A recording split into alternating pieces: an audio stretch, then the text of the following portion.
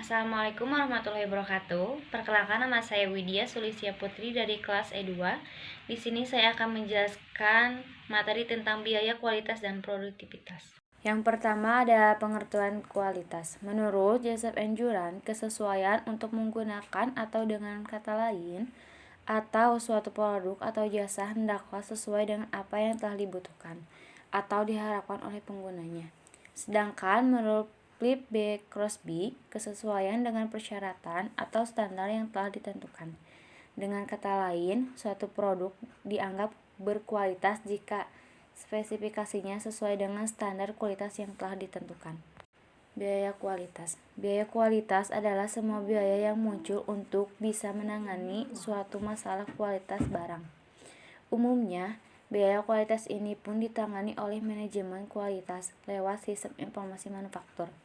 Jadi, biaya kualitas adalah suatu total biaya yang digunakan untuk mempertahankan kualitas produk barang atau produk jasa, atau untuk memperbaiki produk barang yang cacat. Dan adanya biaya ini digunakan untuk mencegah setiap kesalahan ataupun masalah yang terjadi pada kualitas produk. Biaya ini termasuk biaya yang paling murah. Contohnya sederhana, dari biaya pencegahan adalah pelatihan karyawan, riset pasar, perencanaan kualitas, dan proses kontrol. Untuk itu, banyak perusahaan yang menganggap biaya ini sebagai suatu investasi penting. Yang kedua ada biaya penilaian. Sama seperti poin sebelumnya, biaya penilaian ini juga dikeluarkan agar kualitas barang tidak mengalami suatu masalah. Untuk itu, biaya ini termasuk dalam infeksi bahan baku guna memeriksa ataupun menguji produk pada proses pembuatan barang jadi. Yang ketiga ada biaya kegagalan internal. Biaya kegagalan internal ini terjadi bila ada produk yang cacat. Pada saat itu terjadi, maka biaya ini akan dikeluarkan karena produk tersebut sudah lagi tidak sesuai dengan standar kualitas yang ada. Contoh sederhananya seperti perbaikan pada produk yang rusak, biaya scrap atau downtime sebelum pembelian penerima pesanan. Biaya kegagalan eksternal. Setiap pembisnis tentu akan berpotensi mengalami kegagalan biaya eksternal, yang mana biaya ini akan dikeluarkan saat pembeli menerima produk berkualitas buruk. Untuk itu, biaya ini harus dikeluarkan sebagai upaya garansi mengganti produk, menyelidikkan keluhan, atau biaya ini juga bisa digunakan sebagai bagian dari biaya kehilangan pelanggan. Contoh biaya. Contoh biaya pencegahan. Yang pertama ada perencanaan kualitas. Contoh biaya perencanaan kualitas adalah yang berhubungan dengan kegiatan perencanaan kualitas secara menyeluruh, termasuk persiapan berbagai proses yang dibutuhkan untuk menginformasikan kualitas secara menyeluruh pada pihak yang berkepentingan di dalamnya. Yang kedua ada tinjauan produk baru. Seluruh biaya yang berhubungan dengan rekayasa keandalan dan juga kegiatan lainnya yang berhubungan dengan kualitas yang berkaitan dengan informasi desain baru. Yang ketiga ada pengendalian proses. Berbagai biaya infeksi dan juga pengujian pada proses guna menentukan status dari suatu proses, bukan status dari suatu produk. Yang keempat ada audit kualitas. Seluruh biaya yang berkaitan dengan relevansi dan suatu pelaksanaan kegiatan dalam rencana kualitas secara menyeluruh. Yang kelima ada evaluasi kualitas pemasok. Seluruh biaya yang berhubungan dengan evaluasi pada supplier sebelum pemilihan supplier, audit pada setiap kegiatan selama kontrak berlangsung, dan berbagai upaya yang berkaitan dengan supplier. Yang terakhir ada pelatihan. Seluruh biaya yang berhubungan dengan penyiapan dan juga pelaksanaan berbagai program pelatihan yang berkaitan dengan kualitas. Contoh biaya penilaian. Yang pertama ada inspeksi dan pengujian kedatangan material. Seluruh biaya yang berkaitan dengan penentuan suatu kualitas materi yang sudah dibeli. Yang kedua ada inspeksi dan pengujian produk dalam proses. Biaya yang berhubungan dengan evaluasi produk dalam suatu proses terhadap persyaratan kualitas yang sudah ditetapkan. Yang ketiga ada inspeksi dan pengujian produk akhir. Berbagai biaya yang berhubungan dengan evaluasi produk akhir pada persyaratan kualitas yang sebelumnya sudah ditetapkan. Yang keempat, ada audit kualitas produk. Biaya yang dikeluarkan untuk produk dalam suatu proses atau akhir produk. Yang kelima, ada pemeliharaan akurasi peralatan pengujian. Suatu biaya yang untuk melakukan kalibrasi guna mempertahankan akurasi instrumen alat ukur perusahaan. Yang keenam, ada evaluasi stok. Biaya yang dikeluarkan untuk menguji produk dalam penyimpanan untuk menilai kualitasnya.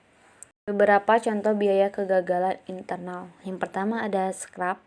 Scrap adalah biaya yang dikeluarkan untuk material, tenaga kerja, atau overhead pada produk cacat secara ekonomis dan sudah tidak bisa diperbaiki lagi. Yang kedua ada inspeksi ulang dan pengujian ulang. Biaya yang dikeluarkan untuk inspeksi ulang dan juga pengujian ulang produk yang sudah mengalami pengerjaan utang maupun perbaikan kembali. Yang ketiga ada downgrading. Downgrading ada selisih harga jual dan juga harga beli yang dikurangi dengan alasan kualitas. Yang keempat ada avoidable process loss. Berbagai biaya kehilangan yang terjadi walaupun produk tersebut tidaklah cacat. Contoh biaya kegagalan eksternal. Yang pertama ada jaminan. Suatu biaya yang harus dikeluarkan untuk mengganti atau memperbaiki produk yang masih dalam jaminan garansi. Yang kedua ada penyelesaian keluhan. Berbagai biaya yang dikeluarkan untuk menyelidiki dan juga untuk menyelesaikan keluhan yang berkaitan dengan produk cacat. Yang ketiga ada produk dikembalikan. Berbagai biaya yang berhubungan dengan penerimaan dan juga penempatan pada produk cacat yang dikembalikan oleh para pelanggan. Pengukuran biaya kualitas. Biaya kualitas dapat dilihat dari data yang tersedia dalam catatan akuntansi perusahaan. Namun, ada biaya-biaya kesempatan yang muncul sebagai akibat adanya kualitas buruk dan tidak dapat dalam catatan akuntansi. Metode untuk mengestimasi biaya kualitas yang tersembunyi. Yang pertama ada metode multiplier. Mengasumsikan bahwa biaya kegagalan total merupakan perkalian dari beberapa biaya kegagalan. Yang kedua ada metode penelitian pasar. Menggunakan metode penelitian pasar yang formal untuk menilai pengaruh kualitas yang rendah terhadap penjualan dan pangsa pasar. Yang ketiga ada metode fungsi kerugian kualitas Taguchi.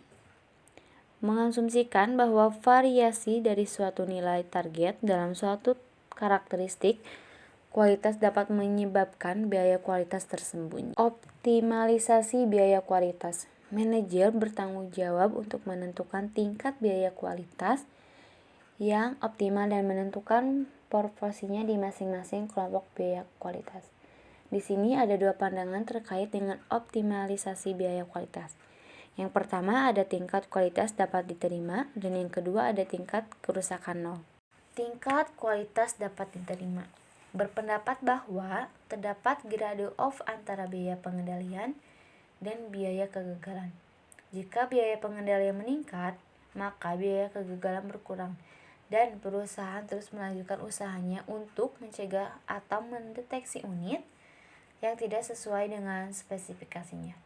Pada akhirnya akan tercapai suatu titik optimal di mana peningkatan biaya pencegahan tidak mampu lagi menghasilkan pengurangan biaya kegagalan yang lebih tinggi. Tingkat kerusakan nol berpendapat bahwa unit yang rusak atau cacat harus diminimumkan sampai tidak ada lagi atau nol. Kerugian berasal dari produk yang tidak sesuai dengan target kualitas produksi. Semakin besar perbedaannya dengan target, maka akan semakin besar kerugiannya. Adanya ketidaksesuaian dengan target akan menimbulkan biaya. Tingkat optimal bagi biaya kualitas adalah pada saat produk diproduksi sesuai dengan target kualitas. Yang kedua ada pengertian produktivitas. Hubungan antara keluaran yang dihasilkan dengan masukan yang dipakai pada waktu tertentu. Ada dua pengukuran produktivitas. Yang pertama ada produktivitas parsial, mengukur produktivitas untuk satu input pada suatu periode. Rasio produktivitas sama dengan output dibagi input. Ukuran produktivitas operasional output dan input diukur dalam kuantitas fisik. Ukuran produktivitas keuangan output dan input diukur dalam satuan uang.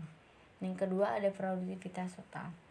Pengukuran produktivitas semua input pada suatu periode menggunakan profil input atau profil Moe-Sherman seperti ukuran operasional seperti bahan baku dan tenaga kerja.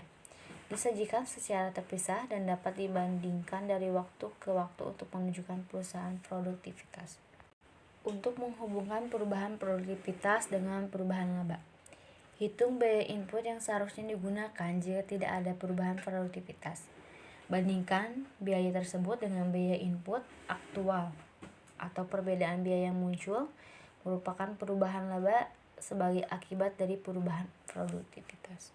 Lalu hubungan kualitas dan produktivitas. Meningkatkan kualitas akan meningkat produktivitas. Atau meningkatkan kualitas biaya akan tercermin dalam ukuran produktivitas. Sekian pemaparan materi dari saya. Wassalamualaikum warahmatullahi wabarakatuh.